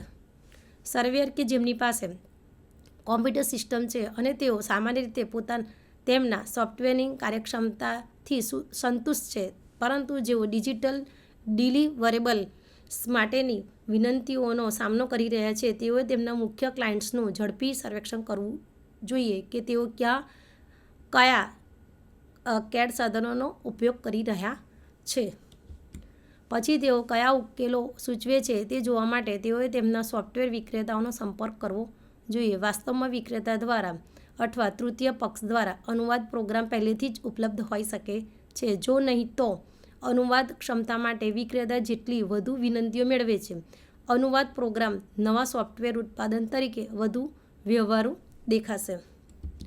માહિતીનો બીજો સારો સ્ત્રોત સોફ્ટવેર યુઝર ગ્રુપ છે. જો કંઈ અસ્તિત્વમાં હોય, છેલ્લે સર્વેયર એ વિસ્તારમાં CAD સેવા બ્યુરોનો સંપર્ક કરી શકે છે કે તેઓ કઈ ડેટા ટ્રાન્સલેશન સેવાઓ કરવા સક્ષમ છે. સદનસીબે ઘણા સેવા બ્યુરોએ અનુવાદ સોફ્ટવેરમાં ભારે રોકાણ કર્યું છે અને સંખ્યાબંધ ફોર્મેટમાં CAD ડેટા અનુવાદમાં નિષ્ણાત બની રહ્યા છે.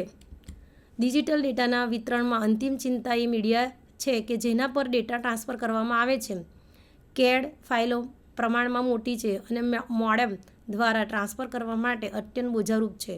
ડિસ્કેટ, ચુંબકીય ટેપ અને ટેપ કાર્ટૂસનું ભૌતિક સ્થળાંતર કરવું વધુ પ્રાધાન્યક્ષમ છે અને વધુ વિશ્વસનીય છે. જ્યારે નોંધણીકર્તાઓ ક્લાયન્ટ સાથે CAD આઉટપુટની ચર્ચા કરે છે ત્યારે તેઓએ ક્લાયન્ટ્સ કયા મીડિયાનો ઉપયોગ કરે છે. ડેટા કલેક્ટરની આવશ્યકતાઓ. ટોટલ સ્ટેશનનો ઉપયોગ કરીને મોટા સર્વેક્ષણ માટે ડેટા કલેક્ટર મહત્વપૂર્ણ છે. સાધન સામગ્રીની ખરીદી વખતે કરવામાં આવેલી ધારણાઓ અથવા દેખરેખ સાધન સામગ્રીના આર્થિક જીવન માટે નોકરી પરના સાધનોની સમસ્યાઓમાં સર્વેક્ષણ કામગીરીને દબાણ કરી શકે છે. ડેટા કલેક્ટર ખરીદતી વખતે ધ્યાનમાં લેવા જોઈએ તેવા કેટલાક વિકલ્પો નીચે સૂચિબદ્ધ છે. વેધરપ્રૂફ, કઠોર અથવા તો ટકાઉ ક્ષેત્રના ઉપયોગ માટે રચાયેલ છે. બિન અસ્થિર મેમરી જે ડેટા સલામતીની ખાતરી કરે છે. ઓછામાં ઓછા 1000 પોઇન્ટ્સના સ્ટોરેજની મંજૂરી આપો. વેધરપ્રૂફ, કઠોર અથવા ટકાઉ ક્ષેત્રના ઉપયોગ માટે રચાયેલ છે. બિન અસ્થિર મેમરી જે ડેટા સલામતીની ખાતરી કરે છે. ઓછામાં ઓછા 1000 પોઇન્ટ્સના સ્ટોરેજની મંજૂરી આપો. સ્થળ પર તરત જ સંપૂર્ણ શોધ અને દિનચર્યાઓ સંપાદિત કરો. ઇલેક્ટ્રોનિક થિયોડોલાઇટ્સ સાથે સ્વચાલિત ડેટા રેકોર્ડિંગ. મેન્યુઅલ એન્ટ્રી માટે ફોર્મેટિંગ ખૂબ જ લવચીક હોવું જોઈએ. વિવિધ CAD લેવલિંગ કાર્યો માટે પણ કલેક્ટરમાં 2 ફાઇલોનો ઉપયોગ કરવાની ક્ષમતા. એક ફાઇલ સંગ્રહ માટે, બીજી ફાઇલ સ્ટેક આઉટ કાર્યો માટે. પ્રોસેસ ડેટા માટે ડેટા કલેક્ટરે ઇલેક્ટ્રોનિક થિયોડોલાઇટ સાથે વાતચીત કરવી આવશ્યક છે. ટોટલ સ્ટેશનની તમામ સુવિધાઓ ખરીદેલ ડેટા કલેક્ટર સાથે વાપરી શકાય તેવી હોવી જોઈએ. ડેટા કલેક્ટર જે સોફ્ટવેર ખરીદે છે અથવા તેનો ઉપયોગ કરવાની યોજના ધરાવે છે તેની સાથે સુસંગત હોવો જોઈએ. બ્રાન્ડ્સનું મિશ્રણ કરવાથી સેવાની સમસ્યા ન થવી જોઈએ. ડેટા કલેક્ટરનો ઉપયોગ કરતી વખતે ફિલ્ડ ડેટાનું કોડિંગ. ડેટા મેન્યુઅલી રેકોર્ડ કરવામાં આવે છે કે ઇલેક્ટ્રોનિક રીતે સૌથી વધુ સમય લેતી સર્વેક્ષણ કામગીરીમાંની એક કોડ અથવા વર્ણનનું રેકોર્ડિંગ છે જે પ્રક્રિયા દરમિયાન બિંદુને યોગ્ય રીતે ઓળખવા માટે છે. ઉદાહરણ તરીકે, ટોપોગ્રાફિક અથવા પ્લાનીમેટ્રિક સર્વેક્ષણમાં ઓળખ બિંદુઓ કે જે કર્વ્સ, ગટર, કેન્દ્ર રેખાઓ, મેનહોલ્સ અને અન્ય સમાન લક્ષણોની સ્થિતિને સ્થિત કરે છે તે તેમના યોગ્ય પ્લોટિંગ અને સમોચ્ચ પ્રક્ષેપ માટે જરૂરી છે. ખાસ કરીને ટોપોગ્રાફિક અથવા પ્લાનીમેટ્રિક મોજણીમાં મોજણીકર્તાઓએ ઘણી વખત પ્રક્રિયાને ઝડપી બનાવવાની કોઈ રીતની ઈચ્છા રાખી છે. મોટે ભાગે સર્વેક્ષણકર્તાઓ સમય માંગી લેતી કોડિંગ પ્રક્રિયાને સહન કરે છે કારણ કે તે ચોક્કસ અંતિમ ઉત્પાદનની ખાતરી કરવાનો એકમાત્ર રસ્તો છે. કોડિંગ સ્કીમ એવી રીતે ડિઝાઇન કરવામાં આવી છે કે કોમ્પ્યુટર વર્ચ્યુઅલ રીતે તૈયાર ઉત્પાદન બનાવવા માટે અસ્પષ્ટતા વિના રેકોર્ડ કરેલા ડેટાનું અર્થઘટન કરી શકે. નવી સુવિધાઓનું સર્વેક્ષણ કરતી વખતે સમયાંતરે વધારાના કોડની જરૂર પડી શકે છે. હવે આપણે આ લેસનને અનુરૂપ પ્રશ્નોત્તરી કરીશું.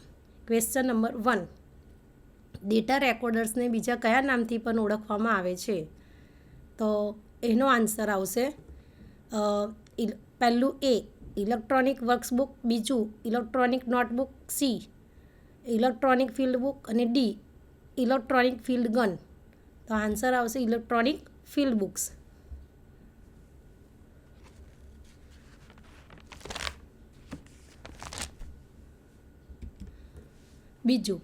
બીજો ક્વેશ્ચન છે, ડેટા રેકોર્ડ્સ કઈ ટેકનોલોજીનો ઉપયોગ કરે છે?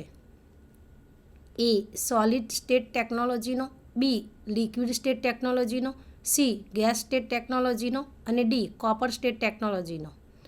તો આન્સર આવશે A એ સોલિડ સ્ટેટ ટેકનોલોજીનો ઉપયોગ કરે છે. Next question number 3. ડેટા સંગ્રહના સર્વેક્ષણ માટે કયો કોમ્પ્યુટર અનુકૂળ છે? A સ્લીપ હેલ્ડ કોમ્પ્યુટરો, બી લેગ હેલ્ડ કોમ્પ્યુટરો, સી ગ્રાઉન્ડ હેલ્ડ કોમ્પ્યુટરો અને ડી હેન્ડ હેલ્ડ કોમ્પ્યુટરો. તો એનો આન્સર આવશે ડી હેન્ડ હેલ્ડ કોમ્પ્યુટરો. ક્વેશ્ચન નંબર 4, રેકોર્ડિંગ મોડ્યુલને બીજું શું કહેવામાં આવે છે? A memory cards, B greetings card, C visiting cards અને ડી ડેલ્ટા કાર્ડ્સ. આન્સર આવશે A memory cards. Question number 5, memory કાર્ડમાં ડેટા ટ્રાન્સમિટ કરવા માટે કયા સિસ્ટમનો ઉપયોગ કરવામાં આવે છે? એ કોન્ટેક્ટ મેગ્નેટિક કપલિંગ સિસ્ટમનો, B non contact magnetic coupling સિસ્ટમનો, C non contact printed coupling સિસ્ટમનો ને ડી કોન્ટેક્ટ પ્રિન્ટેડ કપલિંગ સિસ્ટમનો.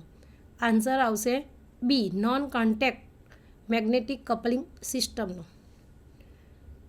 નેક્સ્ટ ક્વેશ્ચન નંબર 6, ટોટલ સ્ટેશનમાં ડેટા ખાલી જગ્યામાં સંગ્રહિત થાય છે. A pen drive, B data card, C microprocessor અને ડી બાહ્ય હાર્ડવેર. તો હવે આન્સર આવશે સી માઇક્રો પ્રોસેસર. હવે આની ઇન્સ્ટ્રુમેન્ટમાં આપવામાં આવેલ માઇક્રો પ્રોસેસર ડેટાને બચાવવામાં મદદ કરે છે અને તેને સિસ્ટમમાં ટ્રાન્સફર કરવામાં મદદ કરે છે, જેના દ્વારા તેને વિવિધ સોફ્ટવેરમાં જોઈ શકાય છે. ક્વેશ્ચન નંબર 7, વળતર આપનાર ટોટલ સ્ટેશનમાં સંપૂર્ણ ગોઠવણો કરી શકે છે. એ સાચું, બી ખોટું. તો આન્સર આવશે બી ખોટા. તો વળતર આપનારનો ઉપયોગ વર્ટિકલ એંગલ શોધવાના કિસ્સામાં મળી શકે છે, જ્યાં સાધન સંપૂર્ણ રીતે સમતળ હોવું જોઈએ પરંતુ વળતર આપનાર સંપૂર્ણ સ્તરીકરણ પ્રદાન કરવા માટે પૂરતું નથી.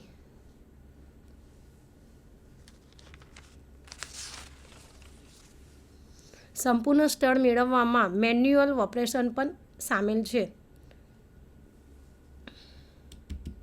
નેક્સ્ટ ક્વેશ્ચન નંબર 8, વર્ટિકલ એંગલને ટોટલ સ્ટેશનમાં જેનિથ એંગલ તરીકે માપવામાં આવે છે. એ ખોટા, બી સાચું. તો આન્સર આવશે બી સાચું. વર્ટિકલ એંગલ સામાન્ય રીતે જેનિથ એંગલ તરીકે માપવામાં આવે છે, જે 0 ડિગ્રી વર્ટિકલી ઉપર, 90 ડિગ્રી હોરિઝોન્ટલ પર અને 180 ડિગ્રી વર્ટિકલી ડાઉન સૂચવે છે. જેનિથ કોણ સામાન્ય રીતે કામ કરવા માટે સરળ છે. ક્વેશ્ચન નંબર 9, નીચેનામાંથી કયું ધારના અંતરને આડી અંતરમાં રૂપાંતરિત કરવા માટેનું સૂત્ર સૂચવે છે? એ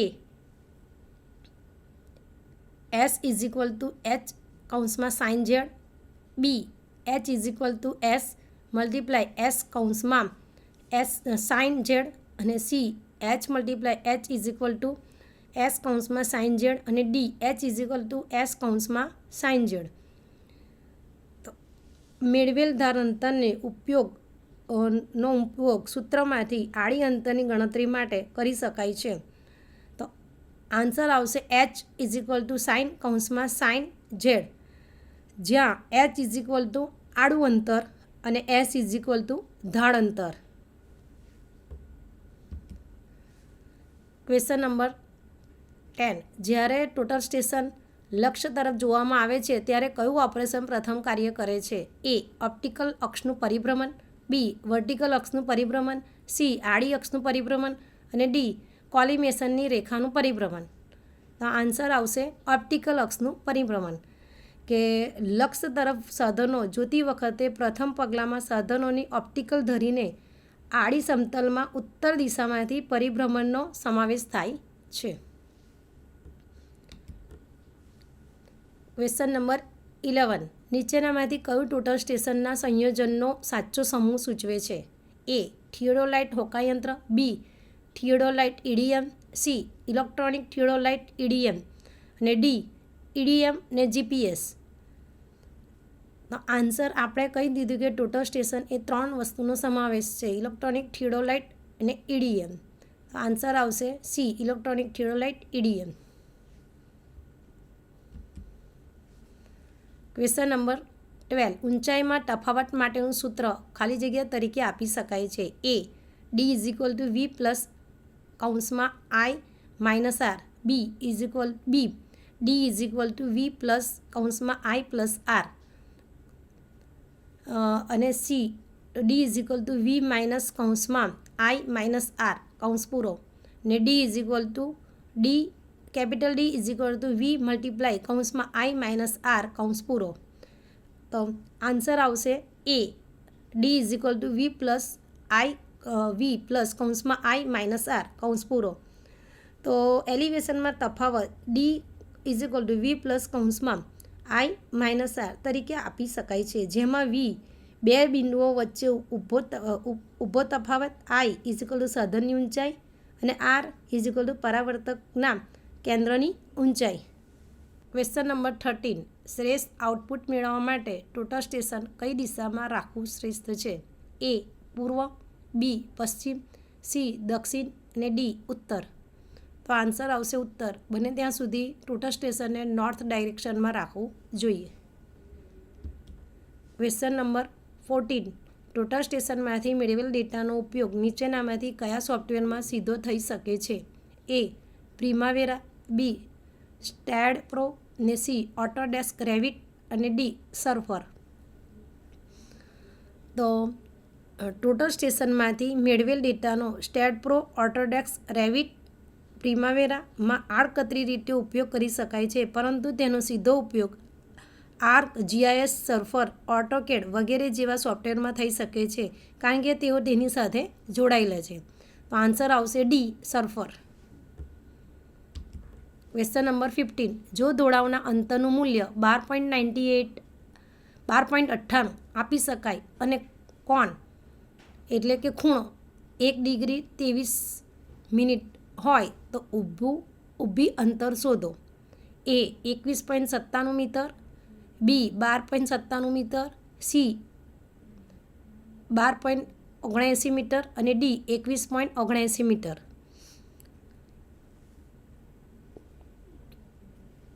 તો આની અંદરમાં આ જે સૂત્ર છે તો સૂત્રનો ઉપયોગ કરીને ઊભા અંતરની ગણતરી કરી શકાય છે અને એનું સૂત્ર છે V D is equal to SD multiply cos Z A.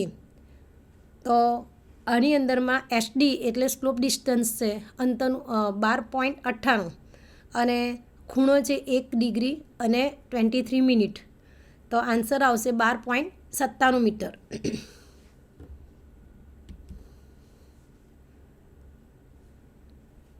Question number 16, તરંગ લંબાઈના આધારે કેટલા પ્રકારના ઈડીએમ સાધનો છે?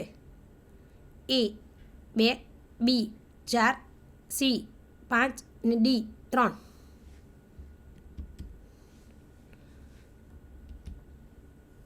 તો આન્સર આવશે 3.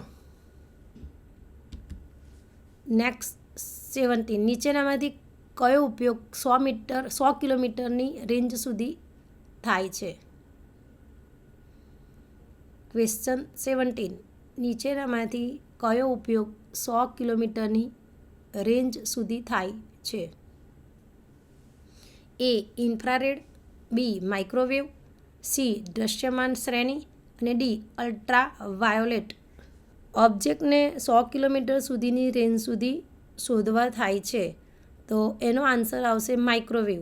અને ઇન્ફ્રારેડ છે તે 3 કિલોમીટરની રેન્જ સુધી શોધવા માટે ઉપયોગ થાય છે, જ્યારે માઇક્રોવેવ 100 કિલોમીટરની રેન્જ સુધી ઉપયોગ થાય છે. તો આન્સર આવશે બી માઇક્રોવેવ. ટોટલ સ્ટેશન એનું સંયોજન છે એ ઈડીએમ અને થિયોડોલાઇટ, બી કંપાસ અને ઈડીએમ, સી ઇલેક્ટ્રોનિક થિયોડોલાઇટ અને ઈડીએમ અને ડી ઈડીએમ અને ઇલેક્ટ્રોનિક હોકાયંત્ર. તો આન્સર આવશે સી ઇલેક્ટ્રોનિક થિયોડોલાઇટ અને ઈડીએમ.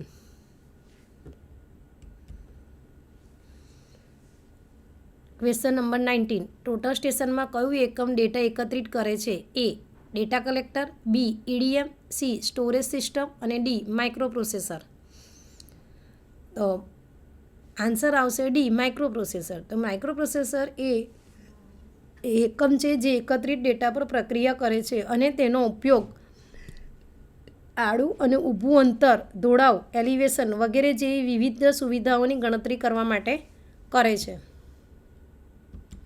Question number 20. ટોટલ સ્ટેશનમાં દાખલ કરેલ દરેક બિંદુ આમાં સંગ્રહિત થાય છે. A. Hard disk, B. Electronic પુસ્તકો અને સી. ડેટા સ્ટોરેજ અને ડી. ચિપ.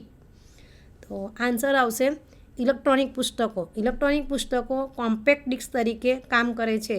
તેની ક્ષમતા 2000થી 4000 પોઈન્ટ ડેટાથી બદલાય છે. ડેટા કોમ્પ્યુટર્સ પર અનલોડ કરી શકાય છે અને પછી ફરીથી ઉપયોગ કરી શકાય છે. Question number 21. ટોટલ સ્ટેશનનો બબલ આનો ઉપયોગ કરીને કેન્દ્રીયકૃત છે. A. Tripod, B. Levelling screw, C. Tangent screw અને ડી. Foot screw. તો ટોટલ સ્ટેશન ટ્રીપોઈ પર ચોંટેલું છે. જ્યાં સુધી બબલ કે કેન્દ્રીય ન થાય ત્યાં સુધી ટ્રીપોઈના પગ એક પછી એક વિસ્તૃત સંકુચિત થાય છે. તો આન્સર આવશે A. Tripod. Question number 22. Total સ્ટેશનમાં નવીનતમ વિકાસ કયો છે? Question number 22. ટોટલ સ્ટેશનમાં નવીનતમ વિકાસ કયો છે? A. ઉચ્ચ રિઝોલ્યુશન, બી. ઉચ્ચ ચોકસાઈ, સી. રોબોટિક અને ડી. સ્વચાલિત. આન્સર આવશે રોબોટિક. કે આજકાલ રોબોટિક ટોટલ સ્ટેશનો ઉપલબ્ધ છે. તેઓ દૂર સુધીનું નિયંત્રણ દ્વારા સંચાલિત કરી શકાય છે. તે મદદની સ્ટાફ માણસની જરૂરિયાતને દૂર કરે છે. Question number 23. નીચેનામાંથી કયું ટોટલ સ્ટેશનની એપ્લિકેશન નથી? A. ક્રાઇમ સીન તપાસ, બી. ફર્નિચર તપાસ, સી. માઇનિંગ અને ડી. પુરાતત્વ. તો ટોટલ સ્ટેશનનો ઉપયોગ ગુનાના દ્રશ્યોનું પુનઃનિર્માણ કરવા, ટનલ અને ખાણો શોધવા માટે, ખાણકામમાં અને ખોદકામ રેકોર્ડ કરવા, પુરાતત્વમાં થઈ શકે છે. તેનો ઉપયોગ ફર્નિચરના ઉત્પાદનમાં થતો નથી. તો આન્સર આવશે બી. ફર્નિચર ઉત્પાદન. Question number 24. ટોટલ સ્ટેશનનો ઉપયોગ હવામાનશાસ્ત્રમાં થઈ શકે છે. તો તેનો ઉપયોગ ઉપરના સ્તરના પવનો નક્કી કરવા માટે, ગરમ હવાના ફુગ્ગાઓને ટ્રેક કરવા માટે થાય છે. તેનો ઉપયોગ મેઘ સ્તરોની ઊંચાઈ નક્કી કરવામાં તે થાય છે. સીલિંગ ફુગ્ગાને ટ્રેક કરવા માટે પણ થાય છે. તો આન્સર એ સાચું. એ સાચું, બી ખોટું. તો આન્સર આવશે એ સાચું છે. આજના electronic display and data recording લેસનમાં આજે આપણે ટોટલ સ્ટેશનનો પરિચય, ટોટલ સ્ટેશનના ભાગો, ટોટલ સ્ટેશન કેવી રીતે કામ કરે છે અને ઇલેક્ટ્રોનિક ડેટા રેકોર્ડિંગ એટલે શું અને તેને લગતા પ્રશ્નો વિશે સમજ્યા. આશા રાખું છું કે આ પ્રેઝન્ટેશન આપ સૌને ઉપયોગી નીવડે. આભાર.